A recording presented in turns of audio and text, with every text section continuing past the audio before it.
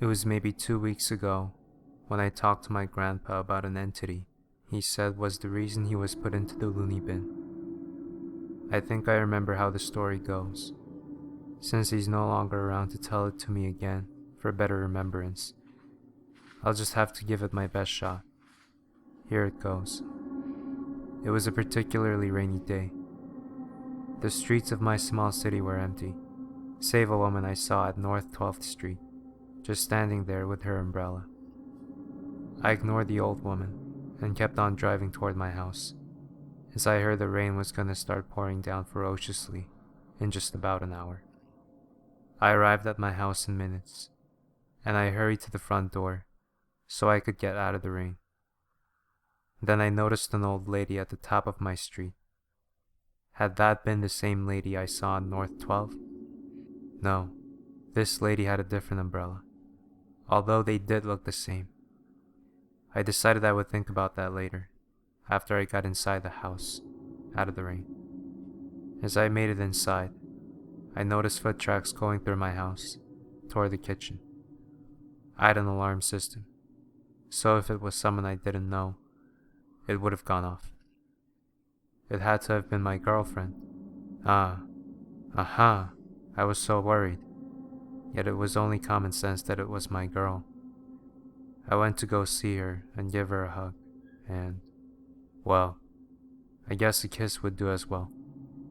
I walked to the kitchen to find some kid running out of my house. I chased him outside, but I didn't see where he went. He looked about 10, so I decided I wouldn't call the police. I stood outside for like 2 hours, waiting to see if he would come back. Then it happened. A ridiculous gust of wind just came out of nowhere and blew my back into the side of my house, effectively knocking me out. When I came to, I saw the boy standing at the edge of my yard. He was wearing a tattered t-shirt, jeans, and a pair of Converse. As he walked toward me, I had this feeling of unspeakable dread shoot through my entire body. I was so scared, so confused, I forgot how to get up. He stopped about 2 feet in front of me and said 3 words that made me almost shit my pants. He said, "I'll be back." Then, just as he had come, he vanished into thin air. It took me several minutes to get up, but I was able to eventually. But as I started to go for my door, I saw that same lady that was at the top of my street, staring at me from where she was before, saying something to herself. I couldn't make out what she was saying, since she was so far away, so I just went back into the house. Even today, I remember everything that went on that day, like it was yesterday. Well, there you have it, my boy. The reason they put me here in the mental institute. You and me both know I shouldn't be here. I'm not insane. That little bitch of a ghost put me in here. Well, anyway, I guess you should get home and work on your bed that you said you were building today. Thanks for visiting. My grandpa killed himself yesterday. He left me a note on why he did it before he did. I have it here to read for you. Here it goes. If you're reading this, I've ended my life, even if only a few days early. Anyway, I couldn't take being awake any longer after the dream I had last night. That boy entity thing came into my dream and told me that he would be back the following day. He would attack my sanity by sending me images by thought, give me the worst physical pains I could handle, and slaughter my family to attack my emotions. I didn't want to stay alive for any of this, so I killed myself. I couldn't stay alive to see the family die. Especially you, my favorite grandson. Keep that a secret. I don't know if he's still going to kill you, so keep a watch out for anything. Especially a lady with an umbrella with green and white stripes. With love, Poppy. That was the last I ever heard from the guy. His funeral is on 23rd of April. I don't want to go, but I owe it to my pop. Well, I guess I better go finish that bed I was working on. Oh, wait a minute. There's someone at the door. Looks like some sort of kid. Probably kicked the ball in my backyard. Haha. That's it from me. Goodbye for now.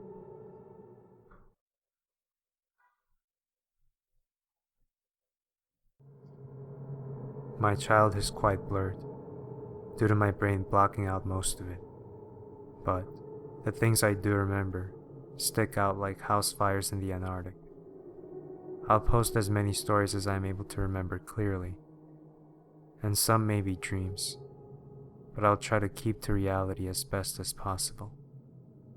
This happened the day of my sister's graduation from high school. I was 9 at the time. In order to understand this story, I need to give you a layout of my family's property. Our property was fairly large, being a little over 4,500 square kilometers. Our driveway stretched around our house and into a garage that was behind it. A gate that was to the right, lateral and anterior to our garage, led into our backyard. This area is what I deem the first backyard.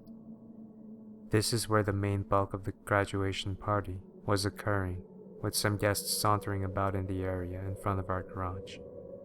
Behind the first level of our backyard was an area where we grew herbs and vegetables. However, it was separated from the first backyard by a tall bush line, thus the reason I deemed it the second backyard. Behind this area, there was a train track about 3 meters from where our property stopped, and a 3-meter tall wire fence at the edge of our property. Okay, now that you have a basic idea of what the area looks like, I can begin the story. My sister had just turned 18 and was graduating, and as per tradition, my family threw her a celebration and invited everyone we knew. I don't mean that figuratively either.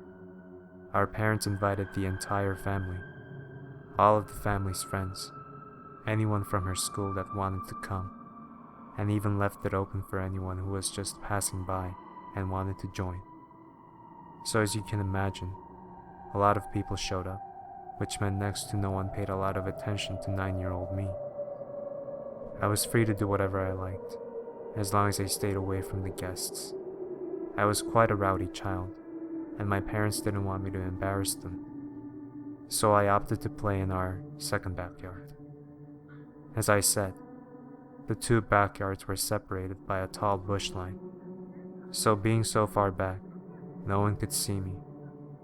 About an hour into the graduation, I'm playing in our sandbox, facing the bush line, enjoying the hell out of myself, when I hear what sounds like metal scraping against itself.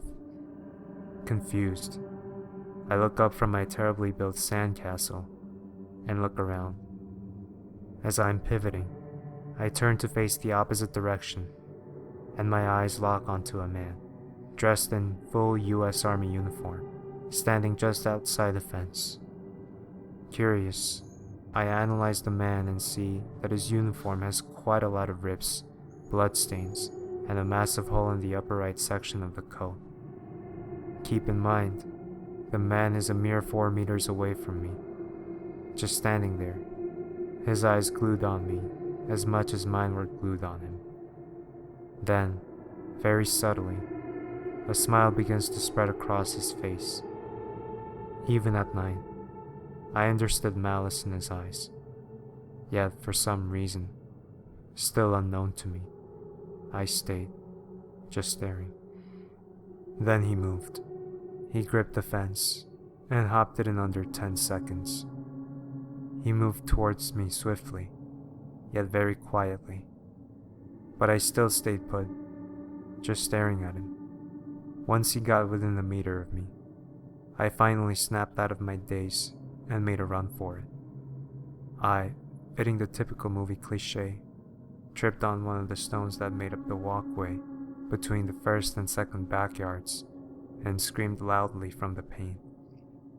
I felt him grab my ankle and began to drag. My heart was racing faster than it ever had, and it felt like it was gonna explode. He pulled me up and covered my mouth, and then began to pull me towards the fence. I must have passed out, because everything went black. Someone must have heard my scream, because the next thing I remember, people are surrounding me and asking what happened, looking quite worried and trying to help me up. My father rushes to me, breaking the crowd, and asks what the hell happened. I try to speak, somehow forgetting what happened in all of the commotion.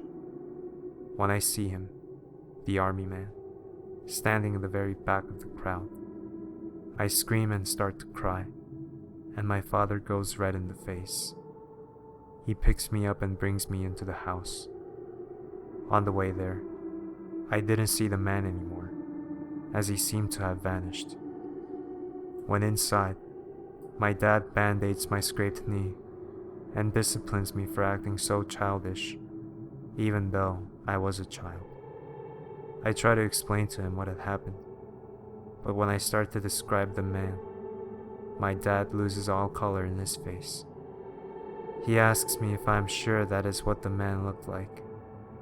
I had a very good memory back then and recalled exact details. Somehow, even more color drained from his already pale face. He immediately picked up the phone and dialed someone, who I later discovered was my aunt. I eavesdropped and heard him explaining to her what had happened, and I hear a very audible gasp from her aunt. Apparently, I only learned this years after the fact. The same thing had happened to my father and my aunt when they were children, living in the same house, down to the description of the man I had given to my father.